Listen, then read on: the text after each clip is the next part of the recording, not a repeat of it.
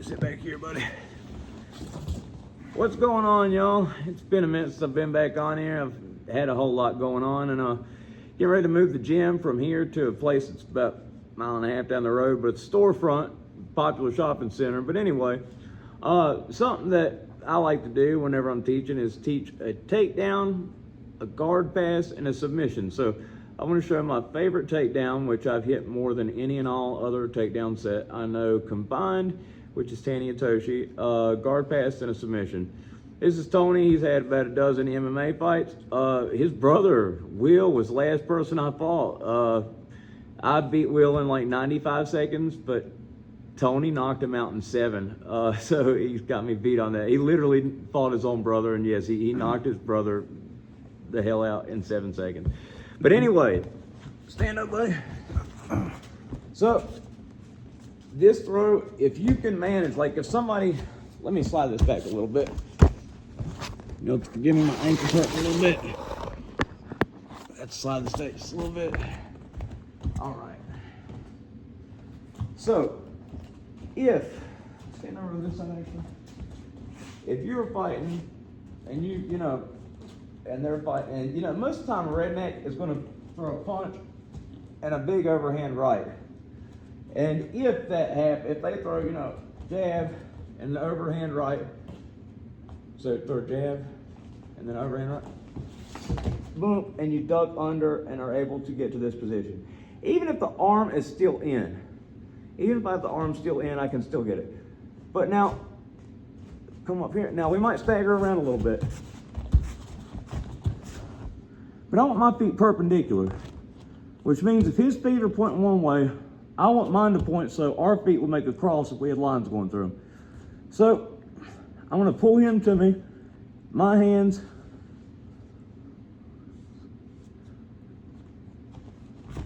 pull. Now if you're training this with somebody, this part is very important. Put your feet side by side. Go ahead and bring them a little bit together because this part's dangerous. This is the most dangerous throw in judo because more people get injured in it than any other throw. So to train this throw, the best way to do it is to take this foot behind their foot, then put the foot behind.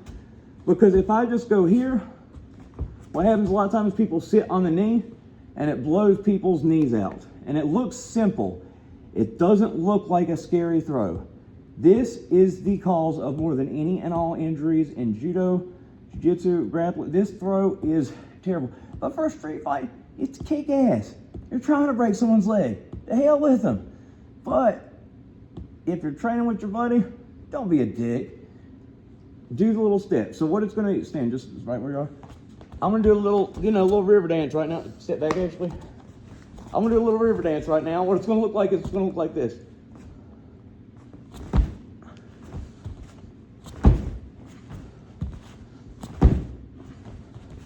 So my left foot is going to my right foot. My right foot is going behind his foot. And I want to make a sticky hook. What a sticky hook means is that my toes are up. So when his leg goes down and he tries to stand back up, his little legs are going to be going, wee, because I have him caught with a sticky hook. If I don't, then he can get back to his feet, possibly get up quicker than me. I don't want that. So, face this way. So, I've got him, and I want to take you down in 3, 2. Try to get back to your feet.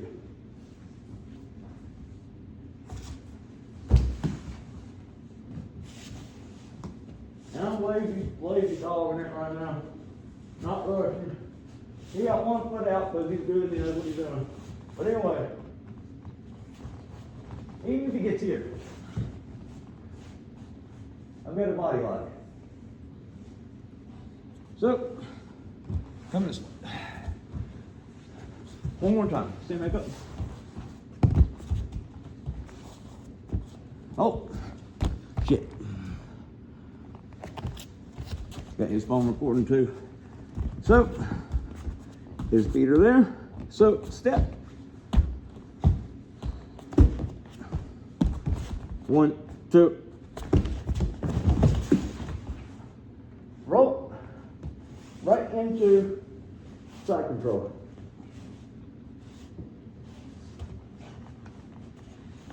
All right, now I'm gonna drag you over here real quick. So let's go this way. Right here. My hands are around his body. Now I'm gonna take my head and put it in his chin. We're still friends. I have to remind him of that because this sucks. It's not fun. And from here, I'm gonna take both hands and I'm gonna go underneath both arms. And I'm gonna walk my fingers up. If he tries to keep me from doing it, and grab both hands under the shoulders. Now, I'm off to the side already. I'm past his legs. So I'm gonna take my legs. My left knee is gonna be at his hip. Go here real quick. I'm gonna take my left knee, put it in his hip. Right leg, rotate this way. It's gonna be out this way, like this, okay? And what I'm gonna do is I'm gonna lift my knee, but I'm gonna keep my head down. Keep my head right there. And I'm gonna take my left knee and I'm gonna put it across his belly button. So,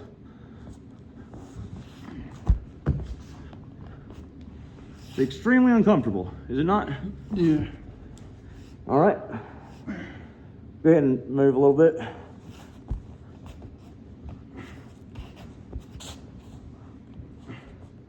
And if they start to panic, get uncomfortable, that usually leaves opportunities for you either to go to mount or just go right back where you were at. Then put your knee back up. Then, when you see the opportunity, pass the leg over. I like to grapevine the legs. So, both my arms are underneath his arms. I'm gonna lock them behind his head with a grip like this. And pull in. I'm gonna take my feet.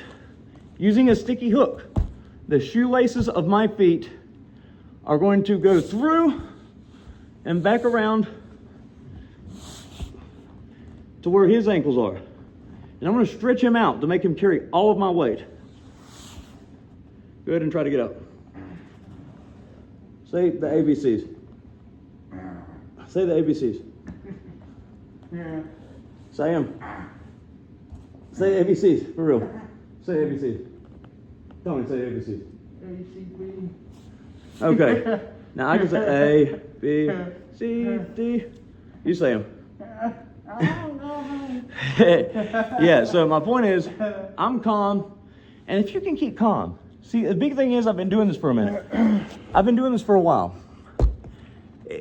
Usually match your opponent's energy and their stress, but if you could keep chill while they're freaking out, they're gonna be out of breath, dude. You'll smash them. That's my point. Like, if you can keep calm in the eye of the hurricane, they're gonna run out of breath in no time. Then it'll, you know. Now, what I want to show is a submission. Alexei Olenek uses a lot. And it's not really a jiu-jitsu submission. It's a judo pin. But I use it as a submission. So, I take this arm around the head. And I take this hand under the shoulder. After I pass through. But I weave this hand through. And then I windshield wiper my back leg. So I take my right leg. Here, put this leg down. And I take it. And then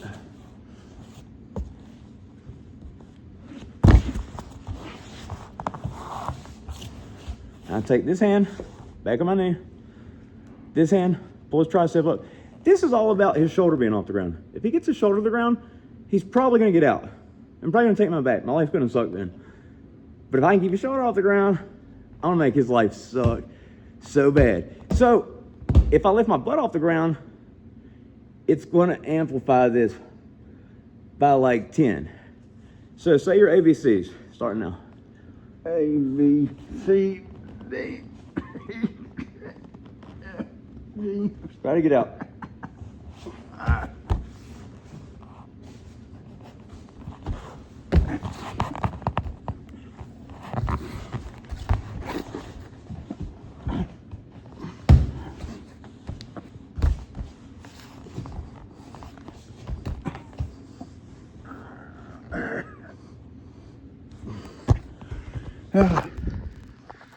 So, watch the F-bomb. You two don't like it. It's all good, buddy. But yeah, it sucks. It's not fun. Scoot back a little bit so we can get in front. Sorry it's been a while. You know, we were in rehab together. Like I said, I fought his brother. He's become my best friend. There was a guy who we were both helping out. Helping him with a place to live. We were both helping him with a place to live. We were both helping him with a lot of stuff. And this guy would just go through all of his contacts with stories about feeding his son, this, that, cash app him. He went through $4,000 of fucking, oh, I said that fuck now too. Okay, anyway, but anyway, he went through $4,000 of settlement in 2 weeks.